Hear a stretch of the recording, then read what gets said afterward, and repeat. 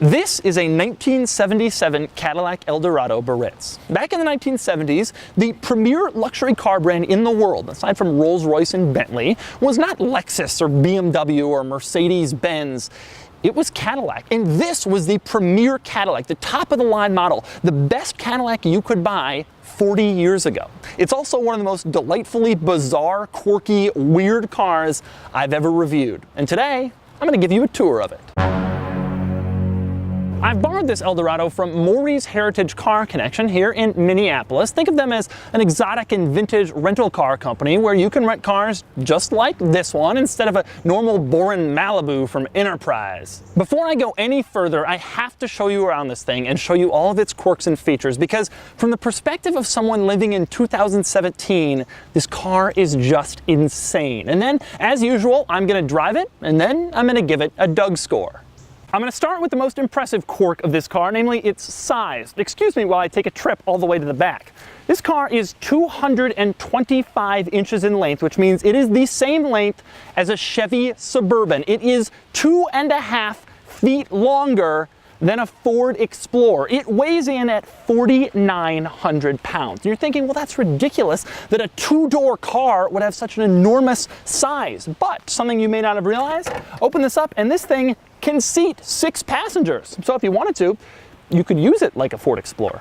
So you're thinking, car this big, this long, this heavy, must have something gigantic under the hood. And you're right. This car does have a huge engine. In fact, it has a 7-liter V8, which followed up on the previous model's 8.2-liter V8. Now, as you know, General Motors has used a 7-liter V8 recently in the Corvette Z06, where it made over 500 horsepower. This car, hampered by emissions regulations, makes only 180 horsepower, which is not all that much from 7 liters. I'm going to start this with this giant door that is so massive and so heavy, thanks to all this leather and glass, that you wouldn't be able to lift it if it wasn't attached to the car. Now, the most interesting thing about this door is this exterior mounted thermometer mounted at the base of the outside mirror. It has the Cadillac logo on it. And the idea is that you're sitting in the driver's seat and you glance over and it tells you what temperature it is outside. Amazingly, it even works. And maybe even more amazingly, this isn't the only piece of exterior equipment on this car that provides you with data. The other exterior feature that provides you with information in this car, far more bizarre than that thermometer, these things. There's one on each fender. If you've ever seen one of these on an old car and you didn't know what it does, well, here's what it does. When you put on your turn signal, this thing lights up to show you in the driver's seat that your turn signal's on. When you put on your headlights, a different light in here lights up to show you that your headlights are on. And when you put on your brights, a third light, a completely different color, lights up to show you that your brights are on. It's actually kind of ingenious, but at the same time, I've never seen like this before. But back to the giant door. It is so heavy and it opens so wide so that people can get into the back that it has to have a handle on it. And not just any handle, a finely finished wood handle that is hinged so that when you go to open it,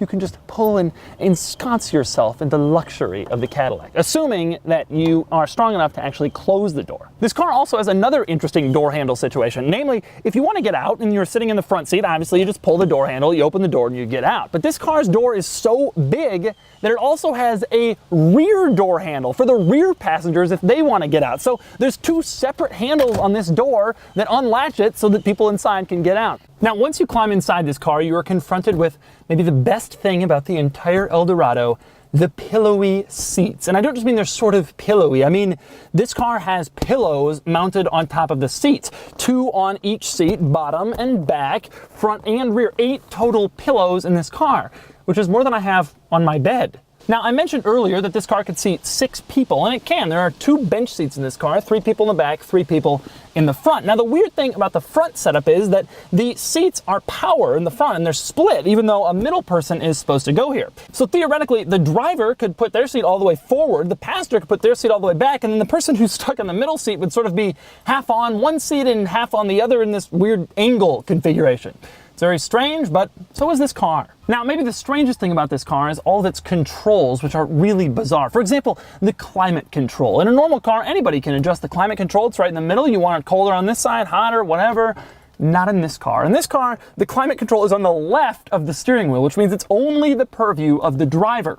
The passenger can ask nicely, and the driver can decide if he wants to accommodate the passenger's climate change request. Next up, let's talk about the control for the mirrors. Now, in your car, there's probably a little switch over on the driver's door panel, and you move a little thing, and that adjusts where the mirror is. And that's true in this car also, except that little switch on the door panel only adjusts the driver's mirror. If you want to adjust the passenger mirror, there is an unlabeled switch right above the defogger behind the steering wheel, and you move that around and that adjusts the passenger mirror. Now, this is purely mechanical. These things, you adjust them even when the car is off, because when you adjust it, there's probably a little cable inside that actually moves the mirror where you're pulling it. Next up, let's talk about how to control the windshield wipers. Now, I've seen a lot of weird controls in a lot of cars, but this windshield wiper control might just take the cake. Now, in your car, it's probably a little stalk that comes out of the steering column. You push it, the windshield wiper's gone, it's easy. In this car, there's a little L-shaped track to the left of the steering wheel, and there's a little switch inside it, and you move the switch along the little L to activate the windshield wipers. And how do you not love the interior turn signal indicators in this car? In addition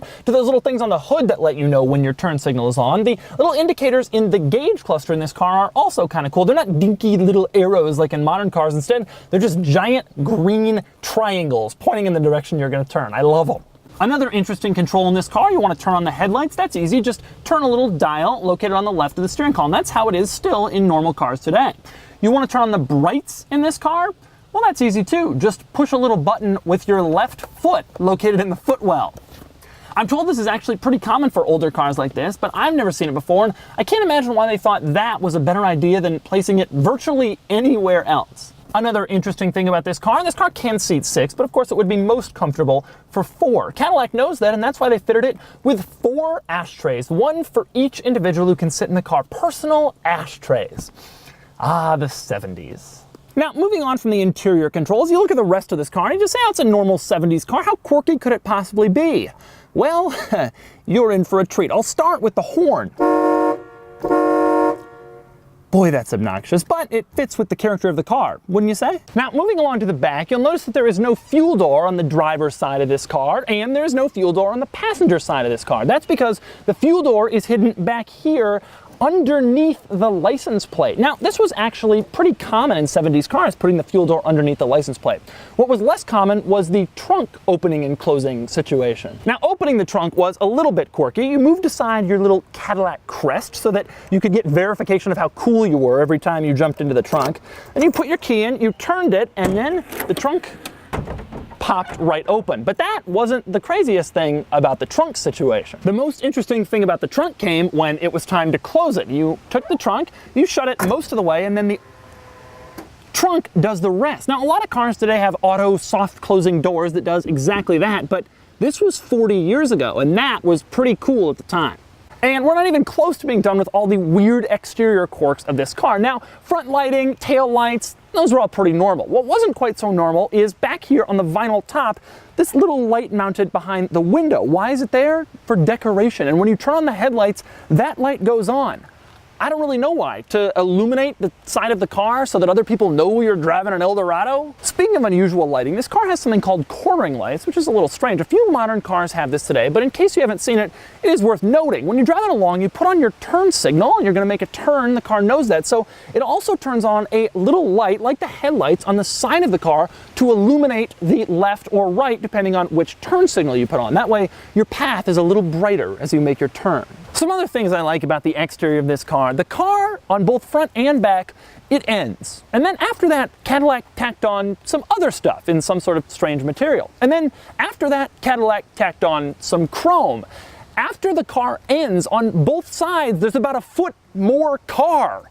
Only Cadillac in the 70s did that kind of stuff. And in that same vein, I mentioned that this car is 224 inches long, but check this out. The wheelbase, that's the distance from the center of the front wheel to the center of the back wheel, that's only 124 inches. That means that this car has 8.5 feet of car outside the axles. You'll never see that again in any car ever, except maybe the Lincoln that competed with this at the time. Another thing I like about this car is the Cadillac Reef and Crest hood ornament. Now, apparently at the time this car was being sold, there was a problem with hood ornament theft. People stole them and then they mounted them on their wall like trophies. So Cadillac made this one impossible to steal. Check this out.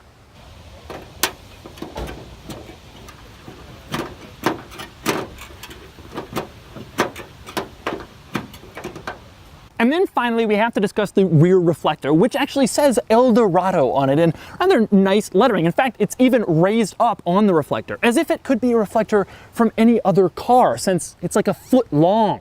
Okay, so that's all the weird quirks and the cool features of the 1977 Cadillac Eldorado Barrettes. Now, before I drive this Chevy Suburban-sized coupe on the road, a little history lesson. Yes, this car really did exist in a time when Cadillac was the world standard for luxury cars. Young people today don't really realize it, but BMW at one point made crappy little cars like this, and Mercedes made crappy little cars like this. When this car came out in 1977, Lexus wouldn't even exist for another 13 years. At the time, what people wanted was opulent, comfortable luxury cruisers like this.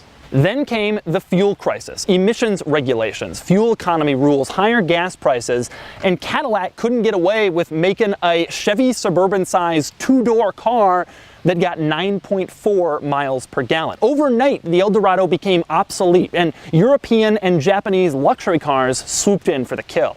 Anyway, time to drive this thing. And don't forget to click the link below to go to autotrader.com/oversteer, where I've got more of my thoughts on driving this 40-year-old luxury barge. And I've got a list of cars that don't quite recapture their former glory, sort of like the later Eldorado models. Anyway, time to get on the road. All right, so I gotta back this thing up, huh? I have literally no idea what is going on at any point, nor do I. The mirrors are so small. This car is 20 feet long, seriously, 20 feet long, and the mirrors have got to be, they're like this. Here goes. We're driving this thing. God, it's just massive. It's incredible that you're controlling all of this. I feel like I'm driving a condominium. Well, first off, the Cadillac logo out in the front. I mean, you just got this giant Cadillac hood ornament out there. It's just huge, and it's 10, 12 feet in front of you. It is incredible just how much vehicle I'm piloting. And the really incredible part is I actually can't see anything behind me, but I know it goes on for just as long back there. I can't believe, I mean, people driving this thing around must have just been the most ostentatious, annoying bastards of the 1970s. People say cars feel like a boat. I mean, that's the stupidest thing. If anybody says that about a modern car, they're just being an idiot. They're using cliches for the sake of it. This car feels like a boat. This car, first off, you can move the steering wheel about 12 inches before the turning process begins. And I say the turning process because it doesn't really start to turn. It just sort of starts to waft in the general direction that you're turning the wheel. Starts to. And then if you do it some more, it continues. And I mean, it's connected to the wheels, but only vaguely. Now, there's no sense of urgency in this car, which is kind of nice. The seats are just tremendously pillowy, soft, plush, comfortable. It is just a wonderful seating experience. I love it. Of course, they don't have a headrest. They hadn't come up with that technology yet. They decided to put, the seats are like pillows. They literally have pillows on top of them. But the headrest wasn't there, so I can just kind of stick my head back. Of course, if I get hit from behind, I do one of those and then I break my neck or something. I'm not about to sit here and say I don't like this car. People who have them are crazy, but you got to admit, it captures a certain time in America, in Cadillac, in the car industry. That's kind of cool. And if I had an 80 car garage, this would be one, and I would drive it a couple times a year, and I would just think it's the coolest thing in the world, and it would be fun to have. And in the 70s, when most cars were crap and getting tiny and carbureted and crappy and poorly constructed, this thing would have felt so nice, comfy and pillowy, and you were driving sort of an expression of yourself in this car. As the 70s, the Chevette and all these stupid cars that were tiny and stupid and ugly, and this car would have been like, yeah, I got my Caddy. But it feels just tremendously, this is one of those cars where you sit in the right lane, people go by you and they're, oh, I'm commuting in my Explorer, I got my kids, we're going to soccer practice, we have to get there. And you're just like, yeah, whatever, I don't care. I'm just chilling. But you have to turn the wheel, oh God, we just went over a bump and the whole car kind of realigns itself on the road. Like, what? Oh, this is nice. It's so nice, so comfortable. It really does remind me a lot of that Wraith that the new Rolls-Royce Wraith that I drove. It feels kind of like that, in the sense that it's just a cocoon. All right, crap. Oh my God, I didn't realize how slow it would be. I made a right on red. That was a mistake. Here's a Sienna who's going by me. I'm gonna catch up. 50, 55, we're making it, yes! There was absolutely no pretense of sport in this car. It liked the Rolls Royces. There was no attempt. You know, a lot of cars today, oh, we're luxury in, we're sporty in, we're this. This car was just luxury. There was no like, oh no, we got a sport version. No. By modern standards, it's terrible, right? It's slow and the steering is awful and the braking is bad and the use of space in the interior is laughable. I mean, the car is 24 feet long and my knee is hitting up against the steering column here, and they didn't even have to contend with safety. What was taking up so much space? But the thing is, it's just cool. It's just cool. These 70s Eldorados don't sell for that much. But I bet one day they start to become a little bit more highly regarded. It's an experience as cars become more technologically advanced and smaller and more user-friendly and all that. This is an experience that most people will not get to have anymore, ever, in any car.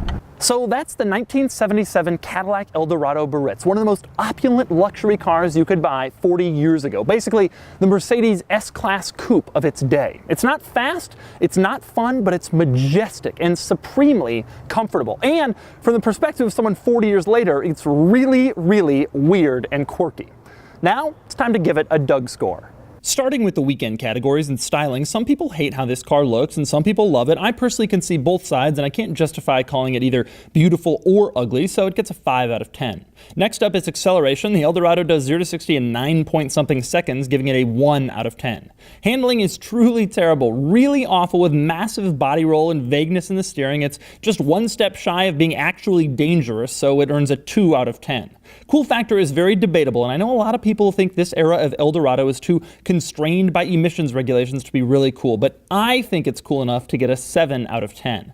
Finally, importance, which is basically, would you put this car in a museum? Earlier Eldorado models may be more indicative of Cadillac's golden years, but this car showed a different face, the end of an era among giant, showy American cars. It easily earns a 6 out of 10, bringing its total weekend score to 21 out of 50. Next, for the daily categories, I start with features. This car had a lot of features for its time, but this category judges cars by modern standards, and this one is way off the mark. Lane departure warning? No, but if you want an ashtray, the Eldorado's got you covered. And for that reason, it still ekes out a 2 out of 10. Next up is luxury, which mainly measures comfort. The Eldorado is one of the most comfortable cars I've ever driven, but it's hampered by poor visibility, bringing its potential 9 down to an 8 out of 10. Quality measures materials and reliability. I'm told reliability is good, largely on account of the fact that it's fairly simple mechanically, but quality is certainly a bit dubious. It earns a 5 out of 10. For practicality, the trunk is enormous, easily enough to earn a 5 in this category, and the car seats 6, which helps its case, but fuel economy is truly horrendous, and then there's the matter of parking a 20-foot-long car. Not exactly very practical, so it earns a 4 out of 10. Finally, there's value. These things aren't fast, they aren't exciting to drive, and they aren't rare, so they probably shouldn't be worth much, but they're kind of cool, at least to me, and their current pricing, you can easily get one for under $10,000, is a good deal for such a unique automotive experience. That gives it a 6 out of 10, bringing its total daily score to 25 out of 50. The only time a 77 Eldorado will ever beat out a Ferrari F40 in anything. Anyway, add it all up and the total Doug score is 46 out of 100, placing it near the bottom among cars I've scored. It's also tied with the 2005 Maserati Quattroporte, which says everything you need to know about the 2005 Maserati Quattroporte.